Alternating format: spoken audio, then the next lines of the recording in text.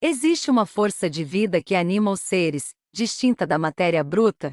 Foi essa a pergunta que Kardec fez aos espíritos. Bem-vindo ao canal Estudo Espírita. Hoje, o capítulo 4 de O Livro dos Espíritos, do Princípio Vital, seres orgânicos e inorgânicos, a vida e a morte, e a diferença entre inteligência e instinto. Curta e se inscreva antes de começarmos. Bem-vindo a mais um capítulo de O Livro dos Espíritos, de Allan Kardec. Este é o capítulo 4 da parte 1ª, do Princípio Vital. Vamos tratar de seres orgânicos e inorgânicos, a vida e a morte, inteligência e instinto, sempre através das perguntas feitas aos espíritos e das respostas que eles nos deixaram. Vamos às perguntas. Os seres orgânicos são os que têm em si uma fonte de atividade íntima que lhes dá a vida. Nascem, crescem, reproduzem-se por si mesmos e morrem. São providos de órgãos especiais para a execução dos diferentes atos da vida, órgãos esses apropriados às necessidades que a conservação própria lhes impõe.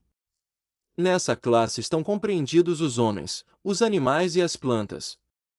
Seres inorgânicos são todos os que carecem de vitalidade, de movimentos próprios e que se formam apenas pela agregação da matéria. Tais são os minerais, a água, o ar, etc. 60. É a mesma força que une os elementos da matéria nos corpos orgânicos e nos inorgânicos? Sim, a lei de atração é a mesma para todos. 61. Há diferença entre a matéria dos corpos orgânicos e a dos inorgânicos? A matéria é sempre a mesma, porém nos corpos orgânicos está animalizada. 62. Qual a causa da animalização da matéria? Sua união com o princípio vital. 63. O princípio vital reside em algum agente particular, ou é simplesmente uma propriedade da matéria organizada? Numa palavra, é efeito ou causa? Uma e outra coisa. A vida é um efeito devido à ação de um agente sobre a matéria. Esse agente, sem a matéria, não é a vida, do mesmo modo que a matéria não pode viver sem esse agente. Ele dá a vida a todos os seres que o absorvem e assimilam. 64. Vimos que o espírito e a matéria são dois elementos constitutivos do universo.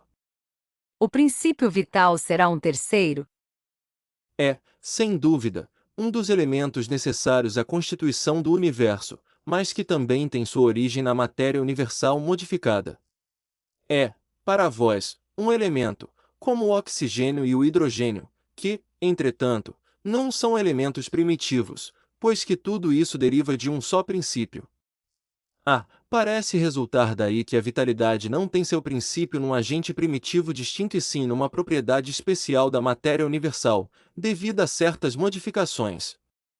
Isto é consequência do que dissemos. 65. O princípio vital reside em algum dos corpos que conhecemos? Ele tem por fonte o fluido universal. É o que chamais fluido magnético ou fluido elétrico animalizado. É o intermediário, o elo existente entre o espírito e a matéria. 66. O princípio vital é um só para todos os seres orgânicos? Sim, modificado segundo as espécies. É ele que lhes dá movimento e atividade e os distingue da matéria inerte, porquanto o movimento da matéria não é a vida. Esse movimento ela o recebe, não o dá. 67. A vitalidade é atributo permanente do agente vital ou se desenvolve tão só pelo funcionamento dos órgãos? Ela não se desenvolve senão com o corpo. Não dissemos que esse agente sem a matéria não é a vida? A união dos dois é necessária para produzir a vida. Poder-se-á dizer que a vitalidade se acha em estado latente, quando o agente vital não está unido ao corpo? Sim, é isso. O conjunto dos órgãos constitui uma espécie de mecanismo que recebe impulsão da atividade íntima ou princípio vital que entre eles existe. O princípio vital é a força motriz dos corpos orgânicos. Ao mesmo tempo que o agente vital dá impulsão aos órgãos, a ação destes entretém e desenvolve a atividade daquele agente, quase como sucede com o atrito, que desenvolve o calor. 68. Qual a causa da morte dos seres orgânicos? Esgotamento dos órgãos. A. Poder-se-ia comparar a morte à cessação do movimento de uma máquina desorganizada? Sim, se a máquina está mal montada, cessa o movimento. Se o corpo está enfermo, a vida se extingue. 69. Por que uma lesão do coração mais depressa causa a morte do que as de outros órgãos? O coração é máquina de vida, não é, porém, o único órgão cuja lesão ocasiona a morte. Ele não passa de uma das peças essenciais. 70. Que é feito da matéria e do princípio vital dos seres orgânicos, quando estes morrem?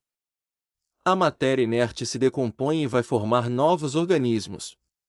O princípio vital volta à massa donde saiu. Morto o ser orgânico, os elementos que o compõem sofrem novas combinações, de que resultam novos seres, os quais aurem na fonte universal o princípio da vida e da atividade, o absorvem e assimilam, para novamente o restituírem a essa fonte, quando deixarem de existir.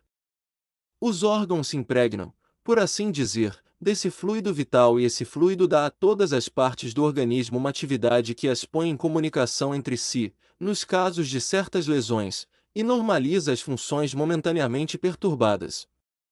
Mas quando os elementos essenciais ao funcionamento dos órgãos estão destruídos ou muito profundamente alterados, o fluido vital se torna impotente para lhes transmitir o movimento da vida, e o ser morre. Mais ou menos necessariamente, os órgãos reagem uns sobre os outros, resultando essa ação recíproca da harmonia do conjunto por eles formado. Destruída que seja, por uma causa qualquer, esta harmonia, o funcionamento dos órgãos cessa, como o movimento da máquina cujas peças principais se desarranjem. É o que se verifica, por exemplo, com um relógio gasto pelo uso ou que sofreu um choque por acidente, no qual a força motriz fica impotente para pô-lo de novo a andar. Num aparelho elétrico temos imagem mais exata da vida e da morte. Esse aparelho, como todos os corpos da natureza, contém eletricidade em estado latente. Os fenômenos elétricos, porém, não se produzem senão quando o fluido é posto em atividade por uma causa especial. Poder-se-ia então dizer que o aparelho está vivo. Vindo a cessar a causa da atividade, cessa o fenômeno, o aparelho volta ao estado de inércia. Os corpos orgânicos são, assim, uma espécie de pilhas ou aparelhos elétricos, nos quais a atividade do fluido determina o fenômeno da vida. A cessação dessa atividade causa morte. A quantidade de fluido vital não é absoluta em todos os seres orgânicos. Varia segundo as espécies e não é constante, quer em cada indivíduo, quer nos indivíduos de uma espécie. Alguns há, que se acham, por assim dizer, saturados desse fluido, enquanto outros o possuem em quantidade apenas suficiente. Daí, para alguns, vida mais ativa, mais tenaz e, de certo modo, superabundante. A quantidade de fluido vital se esgota. Pode tornar-se insuficiente para a conservação da vida, se não for renovada pela absorção e assimilação das substâncias que o contêm. O fluido vital se transmite de um indivíduo a outro. Aquele que o tiver em maior porção pode dá-lo a um que o tenha de menos e em certos casos prolongar a vida prestes a extinguir-se. 71. A inteligência é atributo do princípio vital? Não, pois que as plantas vivem e não pensam, só têm vida orgânica. A inteligência e a matéria são independentes, porquanto um corpo pode viver sem a inteligência. Mas a inteligência só por meio dos órgãos materiais pode manifestar-se. Necessário é que o espírito se una à matéria animalizada para intelectualizá-la. A inteligência é uma faculdade especial, peculiar a algumas classes de seres orgânicos e que lhes dá, com o pensamento, a vontade de atuar, a consciência de que existem e de que constituem uma individualidade cada um, assim como os meios de estabelecerem relações com o mundo exterior e de proverem as suas necessidades. Podem distinguir-se assim, os seres inanimados, constituídos só de matéria, sem vitalidade nem inteligência, são os corpos brutos. Segundo, os seres animados que não pensam, formados de matéria e dotados de vitalidade, porém destituídos de inteligência. Terceiro, os seres animados pensantes, formados de matéria, dotados de vitalidade tendo a mais um princípio inteligente que lhes outorga a faculdade de pensar. 72. Qual a fonte da inteligência? Já o dissemos, a inteligência universal. A. Poder-se-ia dizer que cada ser tira uma porção de inteligência da fonte universal e a assimila, como tira e assimila o princípio da vida material. Isto não passa de simples comparação, todavia inexata, porque a inteligência é uma faculdade própria de cada ser e constitui a sua individualidade moral.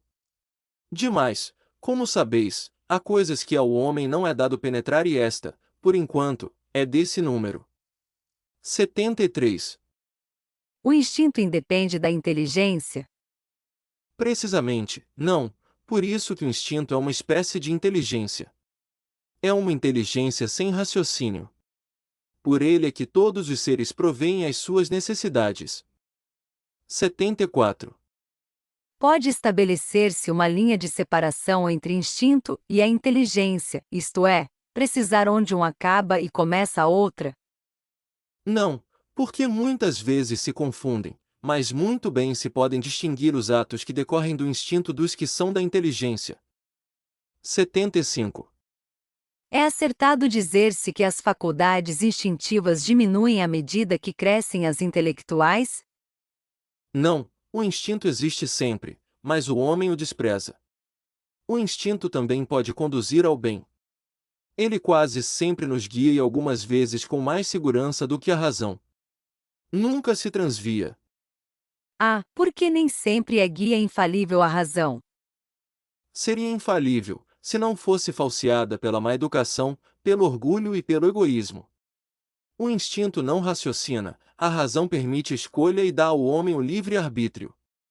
O instinto é uma inteligência rudimentar, que difere da inteligência propriamente dita, em que suas manifestações são quase sempre espontâneas, ao passo que as da inteligência resultam de uma combinação e de um ato deliberado. O instinto varia em suas manifestações, conforme as espécies e as suas necessidades. Nos seres que têm a consciência e a percepção das coisas exteriores, ele se alia à inteligência, isto é, à vontade e à liberdade. Se este capítulo te ajudou a refletir, inscreva-se no canal e ative o sininho para não perder os próximos capítulos de O Livro dos Espíritos. Deixe também seu comentário. Qual dessas perguntas mais chamou sua atenção?